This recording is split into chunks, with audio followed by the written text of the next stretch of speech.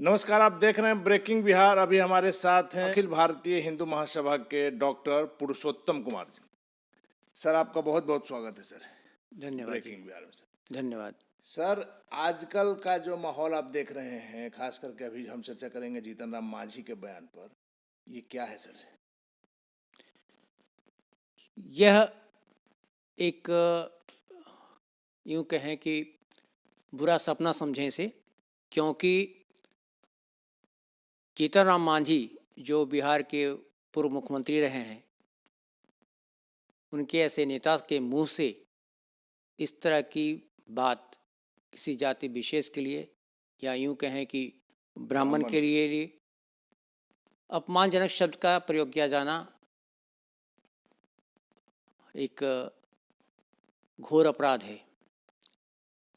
और ये गलती उन्होंने जानबूझकर की या अनायास हुई, जो भी हो रहा हो, बाद में उन्होंने अपनी गलती का एहसास होने के बाद माफ़ी भी मांगा, वो भी गाली देते हुए। माफ़ी मांगी, ये बात तो मैंने सुना है। गाली देते माफ़ी मांगी है ऐसा मैंने नहीं सुना है। सर, उस समय भी उन्होंने कहा, कई बार उस शब्द का प्रयोग किया जो मैं नहीं कर सकता हूँ। चलिए ठीक है, अगर ऐसा उन्होंने किया है तो ये उससे बड़ी गलती थी, क्योंकि माफ़ी मांगते हुए भी अगर हम गाली बकें तो फिर माफ़ी कहाँ?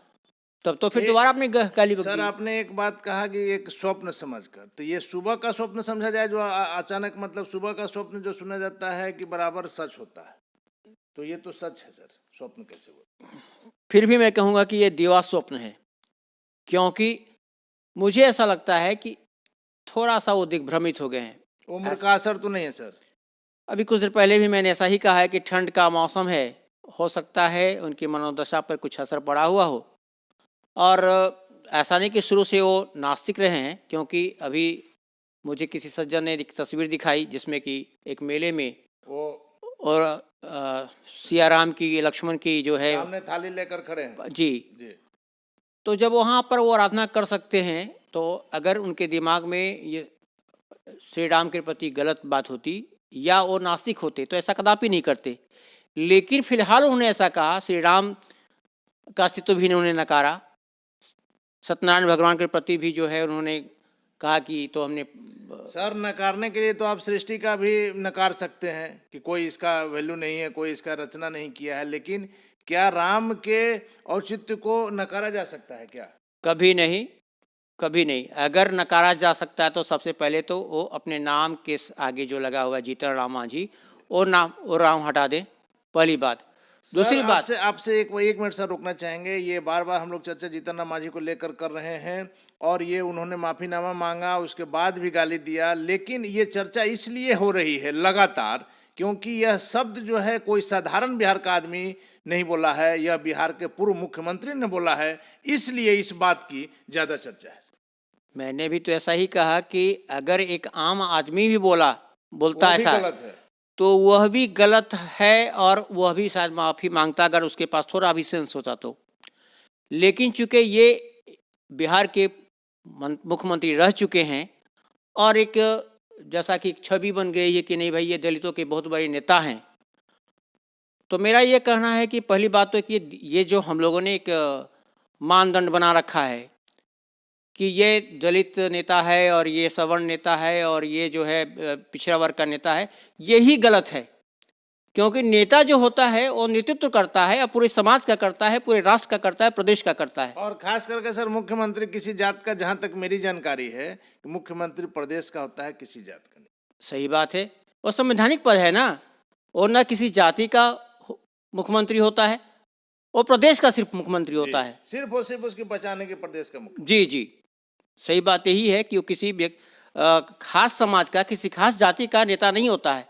लेकिन ये दुर्भाग्य हमारे देश का, और खासकर यूँ कहें कि बिहार और यूपी का, कि जहाँ यहाँ पर जब भी कुछ होता है, और खास करके जब चुनाव आता है, तो चुनाव के समय सिर्फ जातिगत बातें होती है और कास्ट पॉलिटिक्स खेला जाता है। यही इस देश का दुर्भाग्य है, और इसको बदलना होगा। जब तक ये अपनी मानसिकता हम नहीं बदलेंगे, तब तक देश को सही नेतृत्व नहीं मिल सकता। हमने सर वो उस समय कहा आपसे थोड़ी देर पहले कि उन्होंने माफीनामे के साथ भी गाली दिया। उन्होंने कहा कि मैंने यह शब्द ब्राह्मणों के लिए नहीं कहा, सभी ब्राह्मणों के लिए नहीं कहा। उनकी बातों का अर्थ आप देखिए, मैंने वैसे लोगों के लिए कहा है जो गलत काम करते हैं, जो दलितों के यहाँ जाते हैं लेकिन पूजा करा के कहते हैं कि हम खाना नहीं खाएंगे, हमको भाई तुम नगदे नारायण दे दो। और उसमें अपने समुदाय को उन्होंने कहा कि मैंने, तुम लोग ऐसा क्यों करते हो, इसलिए अपने समुदाय को मैंने गाली दिया। और कैमरा के सामने उन्होंने कई बार गाली दिया। ये दोनों ही बातें गलत है। वो अपने समाज को कहें या अपनी जाति वाले लोगों को कहें या फिर ब्राह्मण को कहें और फिर उसमें एक अलग से दिखाएं कि मैंने इस ब्राह्मण को नहीं कहा था, ऐसे ब्राह्मण को कहा था, यह भी गलत है। क्योंकि सीधी सी बात है, देखिए ऐसा भी होता है कई बार, इवन कि हम लोग अपने मित्र रिश्तेदार के यहाँ भी जाते हैं और कई बार कहा जाता है कुछ खाने के लिए कहा जाता है और उस समय खाने की इच्छा नहीं होती है या पेट भरा होता है, तो उस समय अपने रिश्तेदार के यहाँ, अपने मित्र बंधु के यहाँ भी इनकार करते हैं लोग। हो सकता है कि कई बार ऐसा उनके यहाँ पंडित ब्राह्मण जो भी गए होंगे पूजा पाठ कराने के लिए, उसमें उनके खाने की इच्छा नहीं रही हो, जिसके कारण उन्होंने इनकार किया हो। तो एक आखिरी सवाल सर आपसे हम ये लेंगे कि आप अगर किसी के यहाँ भोजन के लिए जाते हैं, किसी भोज में जाते हैं, आपका अगर जांच होता है, स्कैनिंग होता है या आपको लिख कर देना पड़े तो आप जाना पसंद करेंगे? नहीं, मेरी आपकी बात मैं नहीं समझा। आप मेरी बातों को यूँ समझें कि 27 तारीख को मांझी जी ने भोज का आयोजन किया है, जिसमें उन्होंने कहा है कि वैसे ब्राह्मणों का मैं वैसे लोगों को भोज दूंगा जो गलत कामों में संलिप्त नहीं रहे हैं, मांस मदिरा का सेवन नहीं किए हैं, तो ये तय मांझी जी करेंगे? मैं तो ये कहूँगा कि जितनी बड़ी गलती उन्होंने पहले की, पहले उन्होंने एक खास या यूँ कहें कि अपने ही जाति के मीटिंग में, बैठक में उन्होंने एक जाति विशेष के लिए, फिर मैं नाम नहीं लेना चाहता किसी जाति का, इसलिए मैं जाति विशेष बोल जाता हूँ, लेकिन ब्राह्मण को उन्होंने एक अपमानजनक शब्द का प्रयोग किया जो कैमरे के सामने बोलना वास्तव में सही नहीं है। मैं इसलिए नहीं, मैं भी नहीं बोलता। सर और गलती हो रही है कि 27 तारीख को क्या स्कैनिंग करके लोग वही बात, उसी मुद्दे पर मैं आ रहा हूँ। उसके बाद फिर जैसा कि आपने बताया कि बाद में माफी भी मांगा उन्होंने तो गाली देकर, ये दूसरी बड़ी गलती थी। और ये तीसरी बड़ी गलती है कि जब वो ब्राह्मणों को बुला रहे हैं, भोजन पर निमंत्रित कर रहे हैं, आमंत्रित कर रहे हैं, लेकिन उसके साथ शर्त लगाया जा रहा है ये कि ऐसे ही ब्राह्मण को हम भोज में शामिल करेंगे या भोज खिलाएंगे जो कभी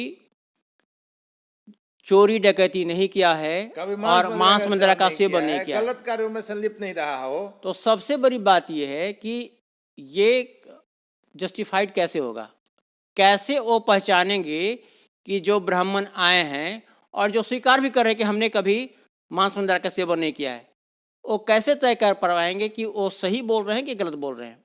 इधर के दिनों में सर नहीं लग रहा है कि मांझी जी का हर बयान जो है हास्यास्पद स्थिति को हो जा रहा है? देखिए, वो मुझे लगता है कि इसमें कहीं न कहीं उनके दिमाग में बात चल रही है कि कुछ कुछ बातें ऐसी बोलती रहो विवादास्पद, जिससे वो लाइमलाइट में बने रहें, मीडिया की सुर्खियों में आते रहें। और मुझे ऐसा लगता है कि कुछ और सरकार पर भी दबाव बना सके। हाँ, आप कह सकते हैं, लेकिन अभी जो मैं कहना चाह रहा हूँ कि पटना के कुछ ऐसे भी चैनल्स हैं जो अपने व्यूअर्स बढ़ाने के लिए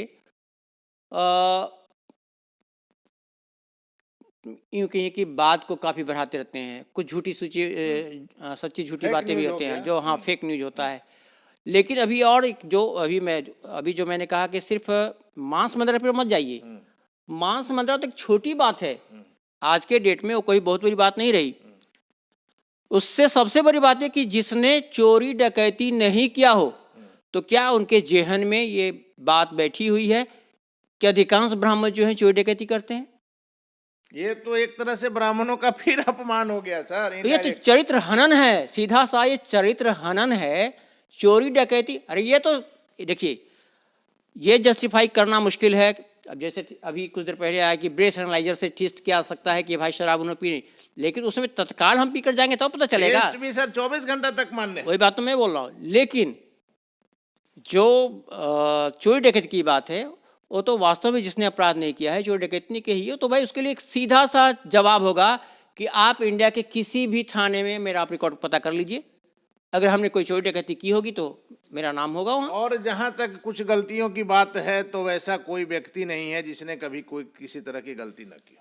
देखिए, तो इंसान के बारे में कहा जाता है कि इंसान जो है गलतियों का पुतला होता है, और गलतियां तो सिर्फ इंसान से ही नहीं, क्षमा चाहते हुए, भगवान से, ईश्वर से क्षमा चाहते हुए, मैं कहूँगा कि ईश्वर से भी गलतियां होती है। क्योंकि ईश्वर से गलतियां नहीं होती तो आज जीतन राम मांझी, जिनके नाम के साथ राम जुड़ा हुआ है, वो खुद राम के अस्तित्व के ऊपर प्रश्न चिन्ह लगाते। ये कहीं न कहीं ईश्वर से भूल हुई थी, जैसा उन्होंने ऐसा बयान दिया। सर, अभी आपने कहा कि बहुत से चैनल अपना टीआरपी के लिए फेक न्यूज़ बनाते हैं, बहुत तरह इस तरह का न्यूज़ बनाते हैं जिससे कि उनका व्यूअर्स बढ़ सके, लेकिन हम लोग की यह शुरू से यह इच्छा रहती है और यही हम लोग अपने चैनल के थ्रू दिखाते हैं। आपने देखा होगा सिर्फ मांझी प्रकरण में कभी किसी उस तरह के नेताओं का बयान हमने नहीं चलाया है। आम आदमी, यहाँ तक कि मूसा टोली से लेके, ब्राह्मण से लेके, आपके जैसे जो आम आदमी है जो कि लाइमलाइट से दूर रहते हैं, इनका हमने व्यू जानने का प्रयास किया है कि उनकी भावनाएं मांझी जी के बयान से कितनी आहत हुई। देखिए, ये आपको मैंने पहले भी कहा, अभी भी मैं कह रहा हूँ कि, और जैसा कि संविधान में भी है, ये हमारा सामाजिक दायित्व भी है कि हम किसी भी जाति का नाम लेकर नहीं पुकार सकते, नहीं पुकारें। जी।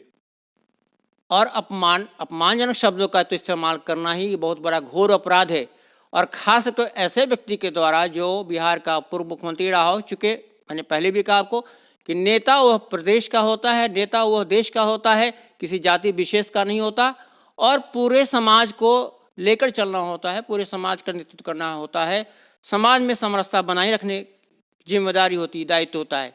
तो ये तो एक आग लगाने वाली बात हो गई, एक शांत समाज को मतलब उज्ज्वलित करने की बात हो गई।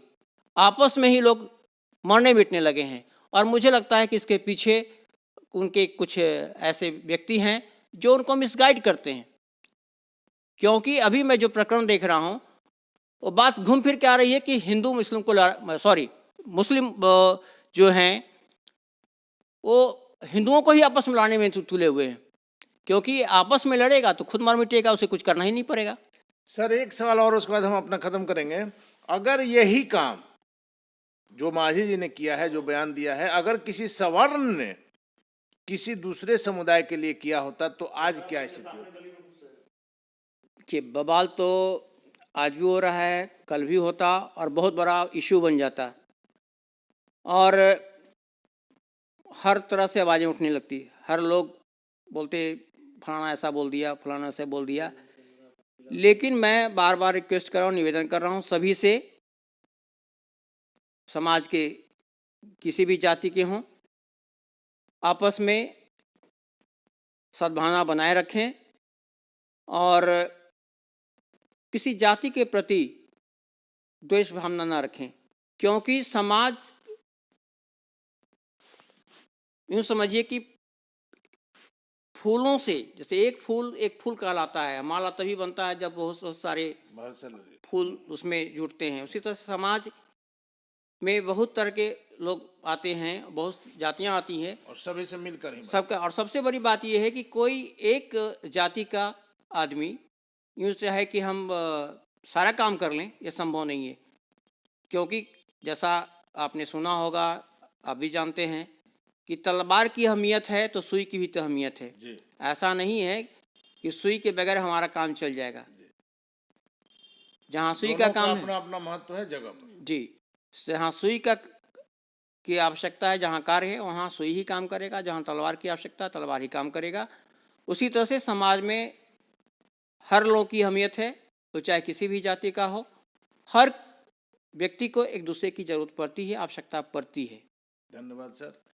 तो ये थे हमारे साथ डॉक्टर पुरुषोत्तम जी। इनका साफ करना है, और वैसे भी इस तरह के नेताओं के बयान से समाज में जो विषमता का जो भाव उत्पन्न होता है, जो तनाव होता है, इस पर लोगों को ध्यान नहीं देना चाहिए और ऐसे नेताओं की बातों को इग्नोर करना चाहिए। आप देख रहे हैं ब्रेकिंग बिहार, खबरों का सिलसिला जारी है। आप बने रहें ब्रेकिंग बिहार के साथ।